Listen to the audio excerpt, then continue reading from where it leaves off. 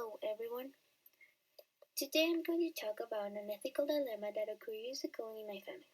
My grandmother, Marcia, had Parkinson, and she was diagnosed about 23 years ago. We were aware that from that day on, her life was going to change a lot, and that one day the disease will kill her. The years came by, and she was only getting worse and worse. Finally, she couldn't even speak, eat, or go to the bathroom by herself. She was lying on her bed, unable to move, unable to express her feelings, unable to speak with her family.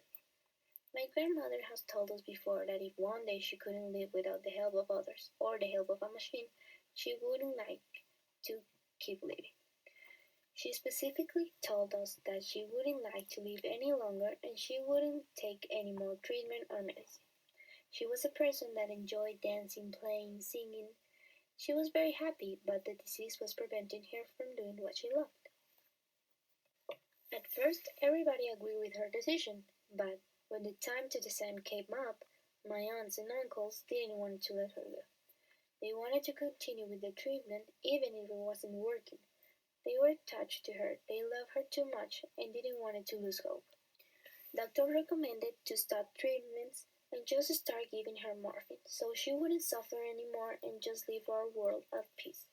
They wanted to do as much as they could, but keeping her with their medicine and keeping her in that bed was only harming her more, and they knew that. However, my family wasn't convinced at first. They thought that if they stopped the treatment, they were contributing to her death, and they didn't want to take any part of it. My granddad was very sad to decide. He only wanted the best for my granny, and he wanted to be as much as he could with her, so my uncles, aunt, and mother had to make a choice. My mother wanted to follow the suggestions of the doctor and let my granny die at peace without forcing her to live any longer like that. On the other hand, my uncles didn't want that, and they thought that the treatment would make her feel better, and she could stay a little bit longer with us. In my opinion, it was a little selfish. As much as they loved their mother and wanted to be with her, the best decision was to let her go at peace.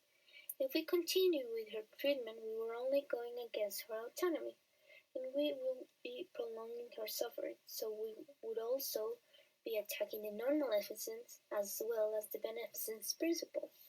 The right decision and the solution was to end her suffering the best way we could, by respecting her decision and giving her an honorable death.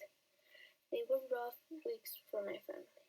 They had a lot of arguments, and my granny was only getting even worse. About 3 weeks later, they all come to the conclusion that my granny wouldn't get any better by any chance or any medicine, so they took the advice of the doctor. 1 week later, she died in her home with her family and loved ones. We all were very sad, but at the end we knew that what we did was right. She was only suffering and losing herself in the disease.